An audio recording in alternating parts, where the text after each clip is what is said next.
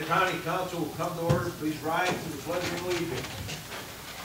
I pledge allegiance to the flag of the United States of America and to the republic for which it stands, one nation, under God, indivisible, with liberty and justice for all.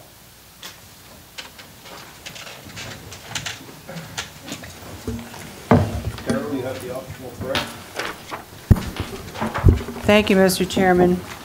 Let us pray.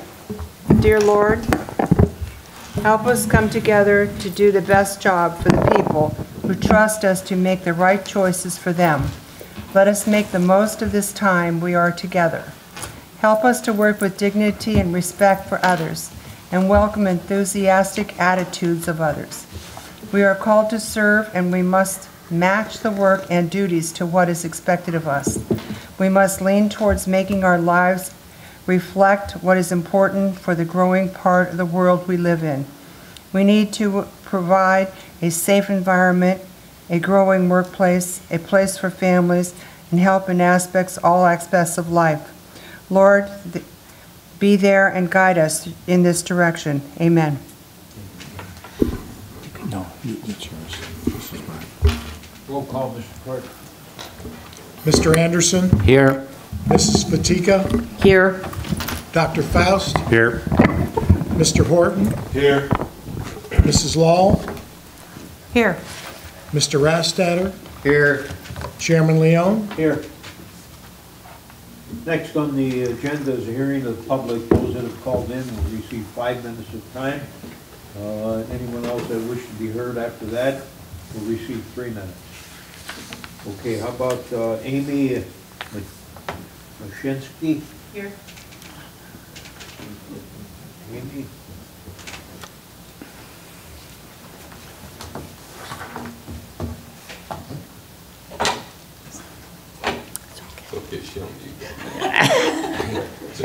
Everybody knows who I am. Yeah. Thank you. Thank you. Thank you for allowing us to speak tonight. I am Louie Gaddy with Northwest PA Canine Social Rescue. We are an all-volunteer nonprofit organization that serves Erie County as well as Warren, Crawford, Forest, Venango, and Mercer counties. We were founded in 2008, and we currently have 28 members. We have 10 canine handlers, 10 search responders, and 7 auxiliary members. We assist fire and police in the event that someone has gone lost or missing, and we work very hard and train every Sunday as part of our training program. We're members of the Pennsylvania Search and Rescue Council and also the Appalachian Search and Rescue Conference, who we have training stints with both of them. We're also state and nationally certified, both with our people members and our dog members, and we uphold very high standards for our team members so that we are able to serve and provide a quality service to our area. We also have search management, where we have one member who is an ASRC, Appalachian Search and Rescue Conference search manager, and we also have 2 licensed pilots for drones.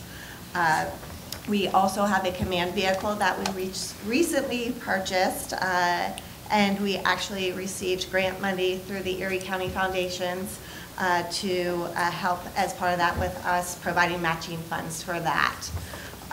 We are all volunteer. We are a nonprofit organization, so all of our monies comes from either our pockets or through fundraising donations, and sometimes we are able to get grants.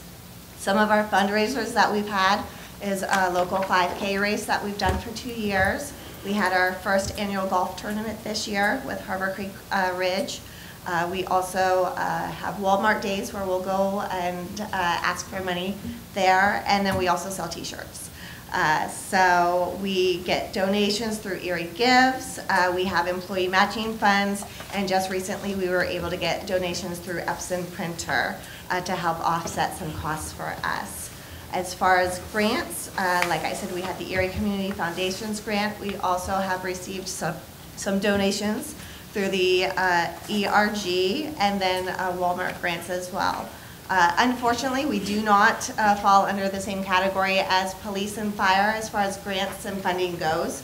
So we're limited in what we're able to apply for in that regard, which is why we're here today.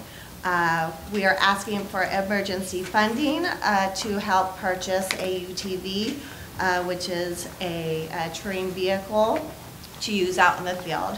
And the reason why we want to purchase this item is because we have hunting season coming up, and we often get called out for hunters who haven't come home when they're supposed to.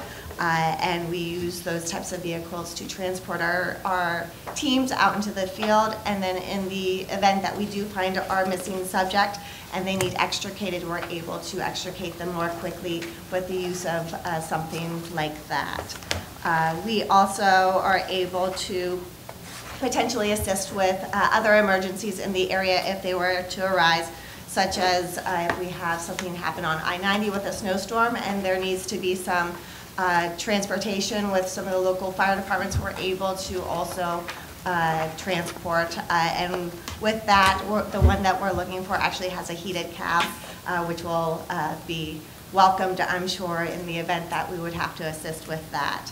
And then any other types of situations that may arise, such as a natural disaster or something like that, where we would need to assist with that.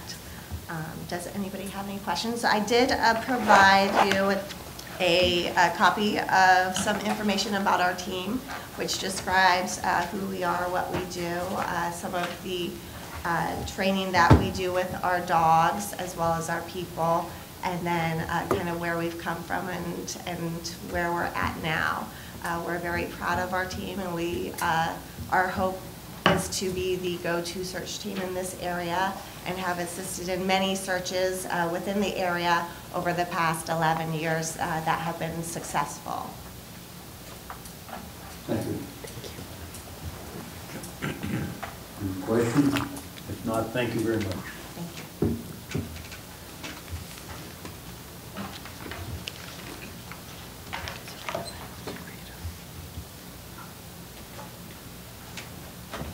Next is Rita Yannion. Rita? No Rita? Anyone else from the public wish to be heard? Please step up, give your name and...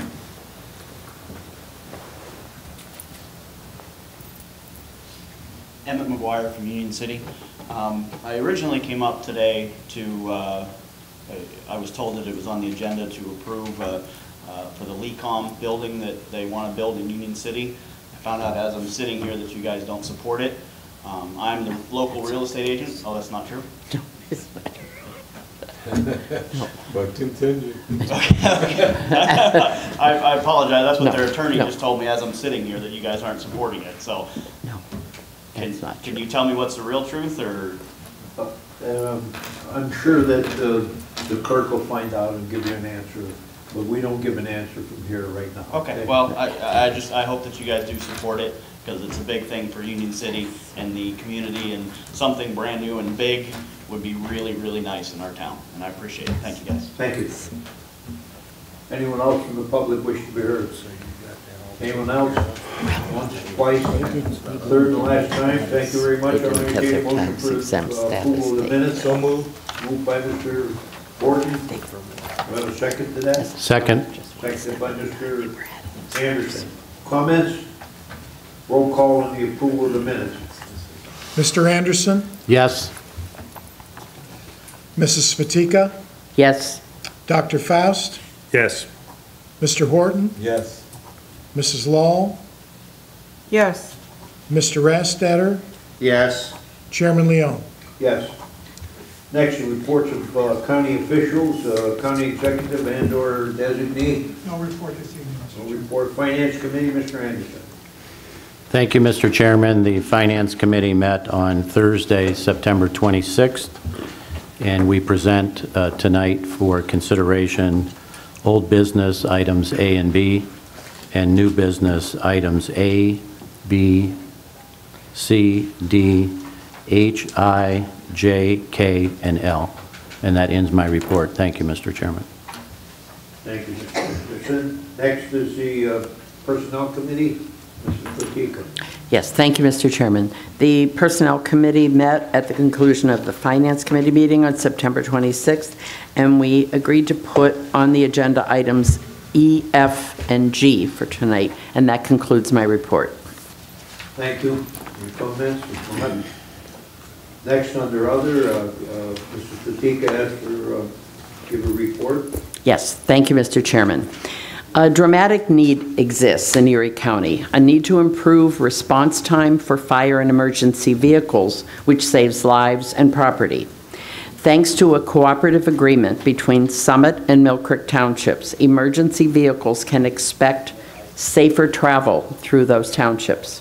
Mill Creek and Summit were the recipients of a multi-municipal grant through the Erie County Gaming Revenue Authority. Working with Erie County Council of Governments, the grant application was submitted last year and the partnership began.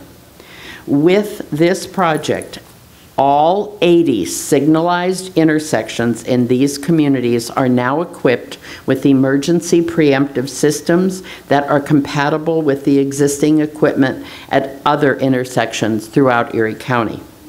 Additionally, 10 emergency vehicles are now equipped with emitters to control those signals. Summit Supervisor Jack Lee and Mill Creek Supervisor John Groh acknowledge the cooperation and shared expertise of all township employees.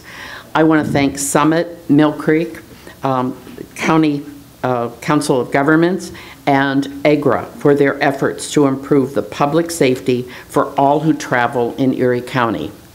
And while we're on the subject of safety, it's that time of the year that I always talk about flu season. So just because I care so much about my colleagues and all of you, this flu season is supposed to be one of the worst, but the good news is the flu vaccine that's out there should have all 4 virulent strains that could make you sick. So if you're not going to do it to protect yourself, do it to protect the people around you. That concludes my report, Mr. Chairman. Thank you. Any comments? If not, we'll go on with the old business. Second reading of ordinance 62 and title only, please. Second reading of ordinance number 62, 2019, first 2019 gaming fund budget, supplemental appropriation of $3,750 and new line items for distribution of remaining 2018 Neighborhood Watch Grant. So moved. Second. Moved by Andre, seconded by Mrs. Fatika. Comments? Roll call. On ordinance 62, Mrs. Fatika, Yes. Dr. Faust, Yes. Mr. Horton, Yes. Mrs. Law, Yes. Mr. Rastatter, Yes. Mr. Anderson, Yes. Chairman Leone. Yes. Next, second reading of ordinance 63 and title only. A second reading of ordinance number 63, 2019, amending ordinance 83, 2014, revised fee schedule and Department of Corrections. So moved. Second. Moved by Mr. Horton, seconded by Mr. Anderson. Comments? Mr. Chairman, Sure, go ahead. I'd like to make some comments. I'm supporting this ordinance for a variety of reasons. And I'm no expert in policies at the prison, and I don't want to interfere or be involved in the policies that are undertaken at the prison. I have great respect for the prison administration and the guards. And with that said,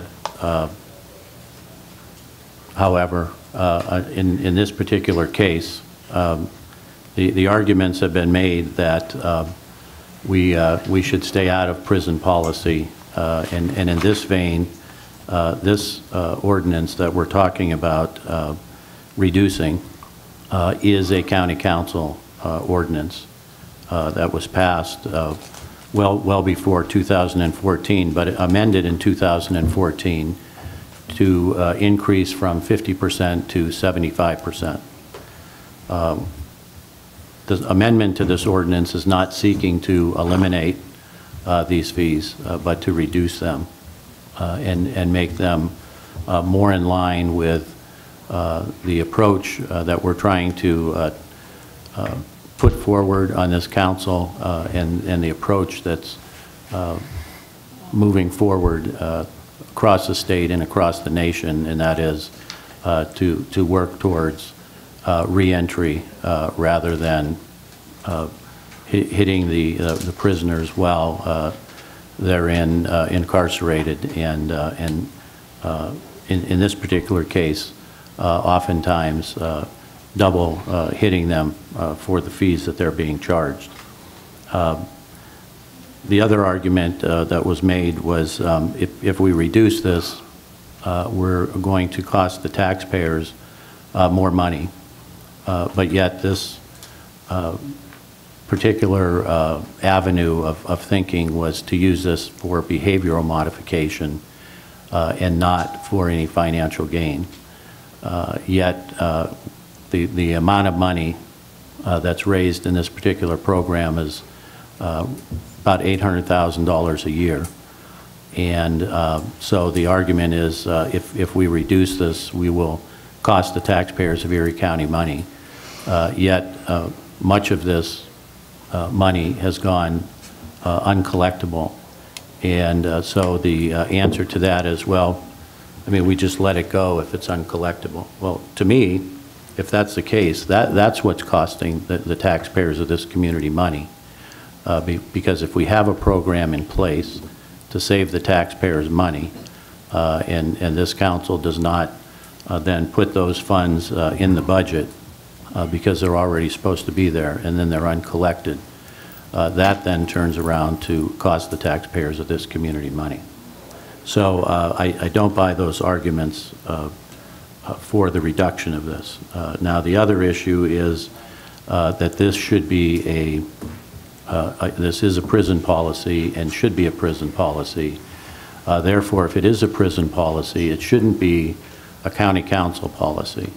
If it's a county council policy, then we have the right to deal with that and the responsibility to deal with it. If it should be a prison policy and the policy is working, county council should completely eliminate this policy and the prison should institute the policy internally. That would correct the wrong that's happening.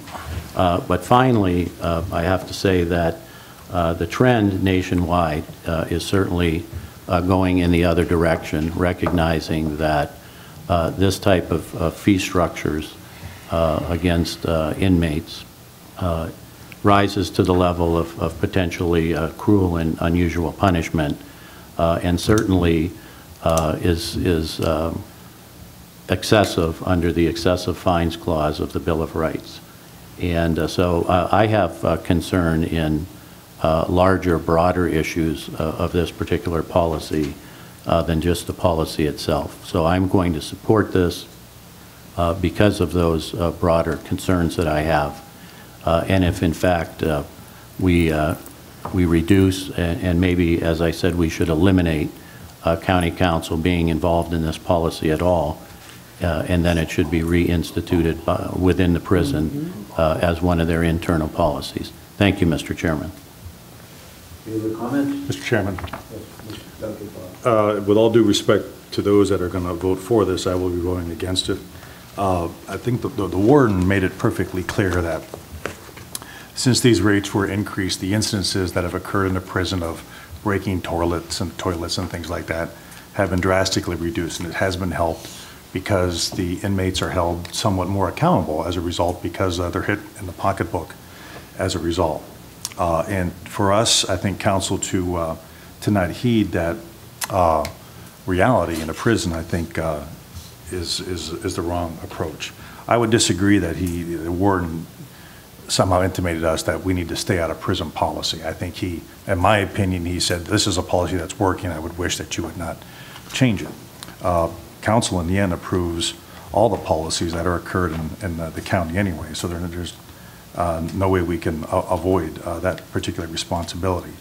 As far as the fees themselves, although we raised them from 25% to 75% in the past, they are still far below national figures. And again, the warden made that crystal clear in his presentation to us the other day. So where other communities may be rolling these back because they were quite excessive, Erie County is far behind that. But in the end, and even not only the administration of the prison, but also the union steward emailed us today indicating that this is a policy, this is a fee rate anyway, that ought to remain in place primarily for the security of the prison and the behavior modification that goes on as a result of it. Unfortunately, there's not enough behavior modification in prisons, in my opinion, across the country. People go into a prison, they really don't change much. So if we are doing something that can help turn that around and make the inmates that much more responsible upon getting out, the debt that is there doesn't follow the inmates either. So I don't believe we're putting them in some sort of debtor's prison beyond prison either. So I think this is something that has worked. The warden made that pretty clear to us, and therefore I think we had to keep the rates where they are, and I'll be voting no. Thank you. Mr. Chair. Andre? Thank you, Mr. Chair. I was able to sit with the warden, speak with him pretty in-depth about all of it. And it's been my experience that whenever there's money on the line, one seems to put, say it's safety is an issue or introduce fear into it.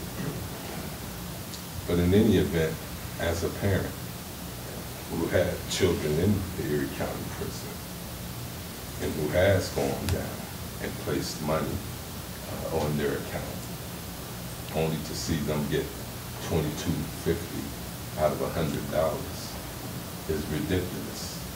The behavioral modification argument is really kind of lame because we know that the prisons have more mental health cases than anything. And if you think of 25, a monetary fee that's not coming out of their pocket, but that of their loved ones is a deterrent, you're delusional. No. I do disagree with my colleague who says people who go to prison rarely change much. I think that's an attitude that the county has. If we believe that, then we shouldn't be into the reentry program. If we believe that, we certainly shouldn't be investing in those type of programs like David Porter said. If we believe that people who go to prison rarely change much, and then that's problematic. And if you believe that by taking your loved one's money that they're putting on their child's book or their daughter or son's book will stop someone from flushing a roll of toilet paper down the toilet, I reject that premise. I think that treating people more civilly, even though they're incarcerated in those environments now, I'm saying that jail should be no resort. But I think everyone is worthy of civility. And I'm not sure that always happens in the Erie County Prison. We talk about lawsuits and safety. I wish that they would be more proactive about the safety of the residents. Maybe we'd send someone to the hospital and they complain that they can't breathe, that they're having a medical problem, that they don't have to go into the prison for a $750 child support thing, only to never come home. And so there's some things I could say about the prison as well and its operation, but I don't. I happen to think the warden is a fine man. I think he does a wonderful job in the prison. The correctional officers are great. But this is inconsistent with the Erie County policies that we're trying to implement on a whole overall, whether it be the Unified Erie efforts, or through the adult call-in or Scared Straight program or whatever it's billed as now, or whether it's the day reporting center, this particular fee or tax is really what it is on your loved ones. And let's be very clear, this doesn't affect rich people. It affects poor people, those who are already oppressed and downtrodden. Many of those people are there not because their crimes are so atrocious. They're there because they can't make bail. They're probably there for non-violent crime being assessed $10 a day. And why should I pay your $10 a day fee? I didn't do it. I'm just trying to make sure you're getting all the things that you need. And so the warden says at our finance personnel meeting that they're pretty self-contained and they provide everything that they need, the prisoners need in there, they don't need nothing else. And I think that's quite telling in itself. And then finally we talked about the way not to get the 75% extracted. They said you could do it through a money order, but the more popular way that they recommend is through a system called JPay, through a vendor, I guess we contract with.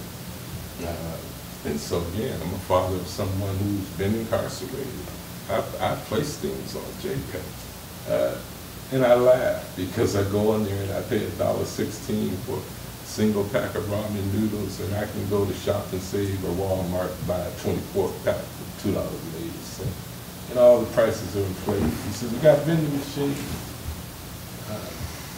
They got vending machines for them. But you're taking that they should buy something, the high thing, price things in the vending machine with the $22.50 that you're going to allot for them. And by your own admission, that is never going to be collectible. It went from, again, I mean, just listen to staggering numbers. When we implemented this program, it was $69,000 in debt. And it's that's only been 4 or 5 years ago. It's $3 million. So every time we have an accounting thing, or the county has an audit, or whatever, it looks like we're bad managers and we're carrying uncollectible debt. And if it grew that rapidly in just 4 or 5 years, just say it'll double, so we'll have $6 million. His argument is, well, at least we get some of it, but you're taking my money. I didn't do a crime. I'm going to ask my colleagues, I am supporting it, I sponsor it. I'm going to ask my colleagues for up or down vote. Again, I think it's inconsistent with our reentry. We look like a push me, pull me, in a Dr. Dolittle movie that we're saying we're going to do these wonderful things for you. You guys, we're going to give you a second chance, and we really should be the second chance, or another chance. We should be able to pick up those who have committed nonviolent crimes, particularly those who have made mistakes. If we're really serious about reentry, we should be served. We should be like a corner man in a boxing ring. We should grease them up, throw them back in the ring, say yes you can, and put them back in the ring. County has every resource available to them. We've been great stewards. So we have mental health. We have a fine court system. We have counselors. We have everything. We have drug and alcohol. We have everything necessary for an individual to be successful, so that we don't have to, so that we can have hope in them, and we don't have to believe that prisoners rarely change. Thank you, Mr. Chair. Thank you. Any other comments? If not, roll call. On ordinance 63, Dr. Faust? No. Mr. Horton? Yes. Mrs. Law? No. Mr. Rastatter? Yes. Mr. Anderson? Yes. Mrs. Fatika? No. Chairman Leon? Yes.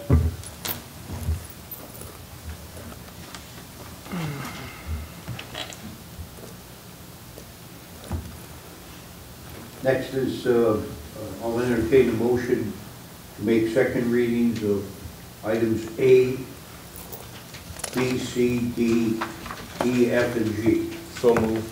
Moved by Mr. Second. Horton, seconded by Mr. Anderson. Comments? If not, roll call on second reading to change the agenda from items A to G. Mr. Horton, Yes. Mrs. Lahl, Yes. Mr. Rastetter, Yes. Mr. Anderson, Yes. Mrs. Fatika, Yes. Dr. Faust, Yes. Chairman Leon. Yes. With that in mind, let's go to second reading of ordinance 67. Title only, please.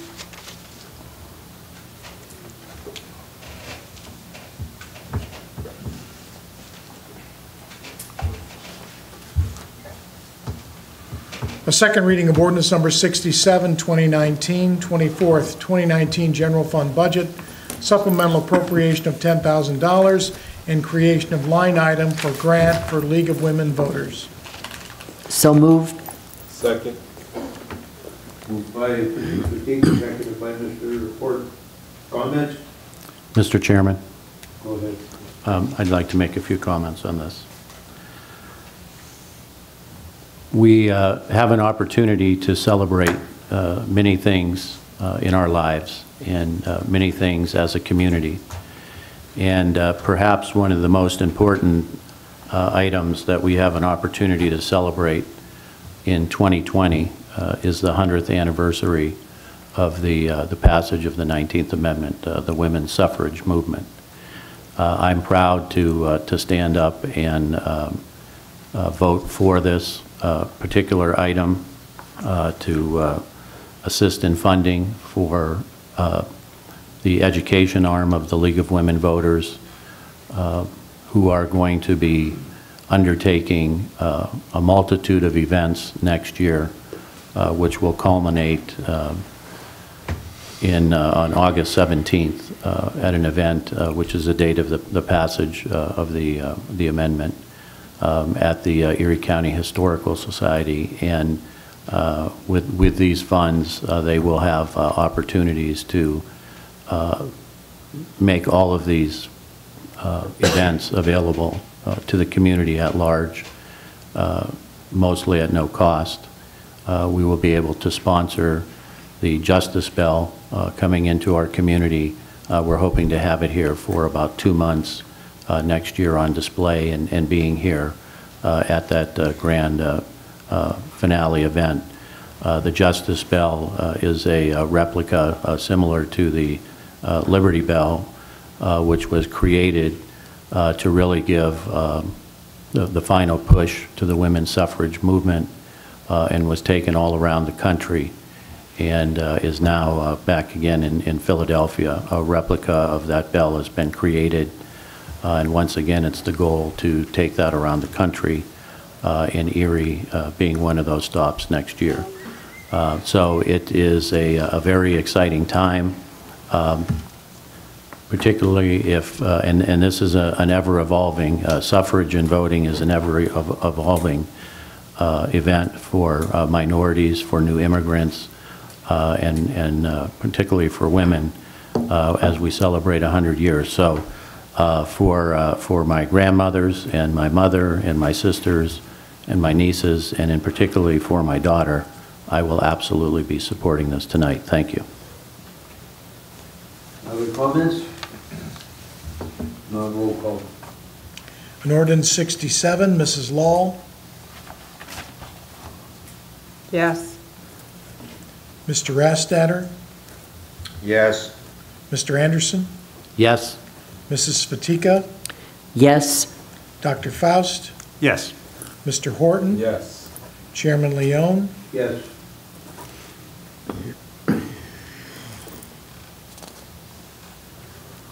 Next is second reading of ordinance 68 in title only, please.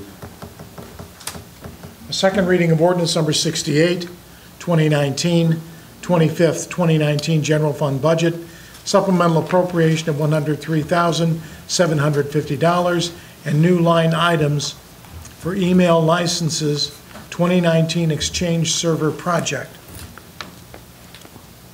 So moved. Second. Moved by Mr. Fatika, second by Mr. Anderson. Comments? Roll call. On ordinance 68, Mr. Rastetter, Yes. Mr. Anderson? Yes. Mrs. Fatika? Yes. Dr. Faust? Yes. Mr. Horton? Yes. Mrs. Law? Yes. Chairman Leone? Yes.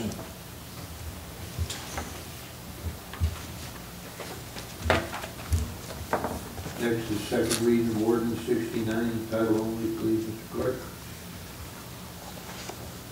A second reading of ordinance number 69, 2019, third 2019 capital projects budget, supplemental appropriation of $2,999,323 for purchase of new voting machines from Dominion Voting Systems. So moved. Second. Moved by Mr. Anderson, seconded by Mrs. Fatika. Comments? Not, roll call. An ordinance 69, Mr. Anderson, Yes. Mrs. Fatika, Yes. Dr. Faust, Yes. Mr. Horton, Yes. Mrs. Law, Yes. Mr. Rastetter, Yes. Chairman Leone. Yes.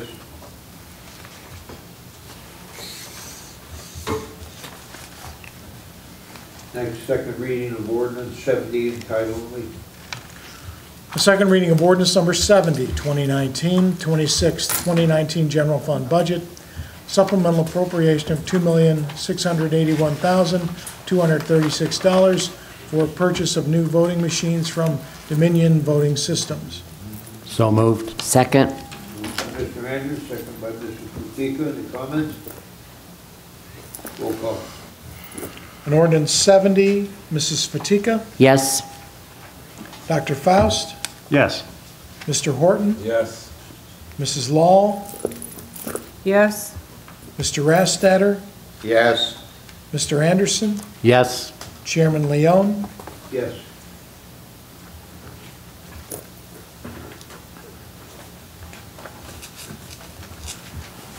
Mr. Clerk, second reading of ordinance 71 in title only. A second reading of ordinance number 71, 2019, eighth 2019 library fund budget, supplemental appropriation of $20,553 to change vacant part-time library assistant position to full-time. So moved. Second. Moved by Mr. Horton, seconded by Mr. Anderson. Any comments? Roll call. An ordinance 71, Dr. Faust, Yes. Mr. Horton, Yes. Mrs. Law, Yes. Mr. Rastetter, Yes. Mr. Anderson, Yes. Mrs. Fatika, Yes. Chairman Leone. Yes.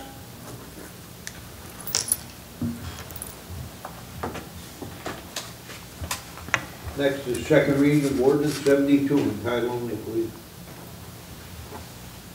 A second reading of ordinance number 72, 2019, 27th 2019 general fund budget, supplemental appropriation of $47,780 to assistant district attorney salaries. So moved. Second. Moved by Mr. Horton, seconded by Mrs. Fatika. Comments? Roll call. An ordinance 72, Mr. Horton, Yes. Mrs. Law, Yes. Mr. Rastetter, Yes. Mr. Anderson, Yes. Mrs. Fatika, Yes. Dr. Faust, Yes. Chairman Leone. Yes.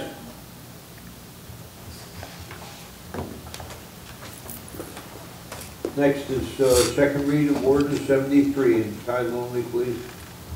A second reading of ordinance number 73, 2019, 28th 2019 general fund budget, revised expenditures of $13,534 for elimination of secretary position from MDJ Buell's office and creation of tip staff position in court administration.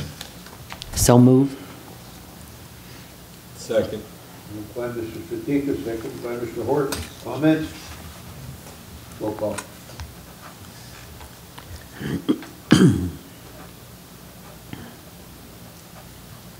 Mr. Chairman, Yes. I've just noticed an error in the face of this ordinance.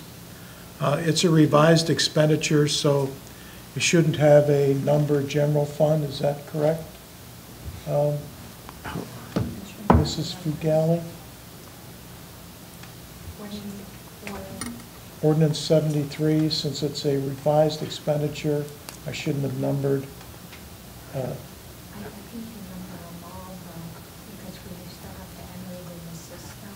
I think they all have numbers. All right, well then, I beg your pardon. Okay. Then on ordinance 73, Mrs. Lull, Yes. Mr. Rastetter, Yes. Mr. Anderson, Yes. Mrs. Fatika, Yes. Dr. Faust, Yes. Mr. Horton, Yes. Chairman Leon. Yes. Mr. Chairman, would you be willing to entertain a motion to approve resolutions 33 through 36 and one roll call vote? I don't think there's too much opposition to either one of them. I agree. Is that- do I- I'll second. Second. Moved by Dr. Faust, seconded by Mr. Anderson. Roll call on items H, I, J, and K. Mr. Rastetter, Yes. Mr. Anderson, Yes. Mrs. Fatika, Yes. Dr. Faust, Yes. Mr. Horton, Yes. Mrs. Lull, Yes. Chairman Leon. Yes. Mr. Chair, move to appoint Russell LaFury to the Erie County Planning Commission to fill an unexpired term ending December 31st, 2022. Second. Moved by Dr. Faust, seconded by Mr. Horton. Comments? Roll call. On the appointment of Mr. LaFuria, Mr. Anderson, Yes. Mrs. Fatika, Yes. Dr. Faust, Yes. Mr. Horton, Yes. Mrs. Lull, Yes.